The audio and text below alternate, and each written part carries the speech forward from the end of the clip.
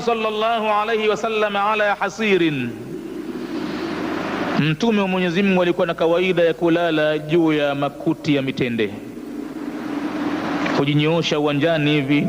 Wallahi ukitokezea hukubali kama ni Mtume wa Mwenyezi Mungu. Na makhalifa wake wote walirithi mwendo huo huo, hawakuwa na jaha na kujiona wao ni nani katika dunia, bali walikuwa ni watu rahisi sana kuwapata, rahisi sana kuwa nao, ni watu wa kawaida, wakiwapenda watu wa chini, na hakuna mabawabu milangoni mwao. Ukenda ukimhitajia unampata mara moja tu. Mtume akijinyoosha katika kuti la mtende kwenye ardhi kabisa chini,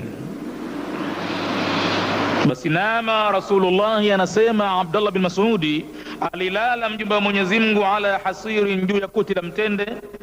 Faqama, aliponyanyuka akanyanyuka, waqad athara fi jambihi, kuti la mtende limemathiri katika bavu wake, limemwekea alama hivi. Najua tena mambo ya kuti na mapongoo yale, ukilala basi mara moja ukiinuka unainuka na alama alama, kama mkeka vile ulivyokuwa wa ukili na majamvi. Ukinyanyuka unaondoka na alama, aidha kwenye uso au kwenye mgongo, kwenye ubavu.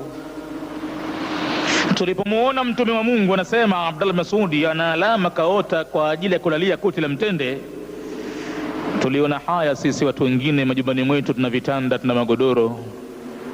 Mtume wa Mungu kaota alama katika ubavu wake, ikawa nyuso zetu ndogo tunajiona kama kwamba haistahiki kwa Mtume wa Mungu kulalia makuti ya mtende. Kulna, hapo tukamwambia, ya Rasulullah, mjumbe wa Mwenyezi Mungu, law ittakhadhna laka witaan, unaonaje tukakutengenezea tandiko. Witaan ay firashan, yani tandiko au godoro. Watian tastarihu alaihi, ili upate kupumzika na ustarehe, ulale usingizi mzuri. Wakimwonea tabu Mtume wa sahaba kutokana na mshughuliko alionao mchana, halafu baadaye ndiye kalale kwenye kuti la mtende, usingizi wenyewe hauji na unakuwa si wa raha, na anaumia.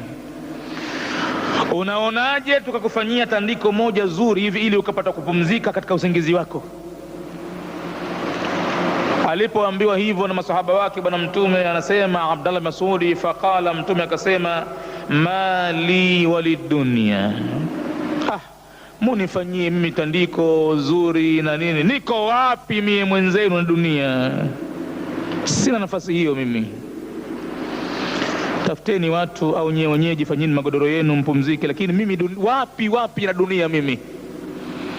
Mali walidunia, niko wapi mimi na dunia?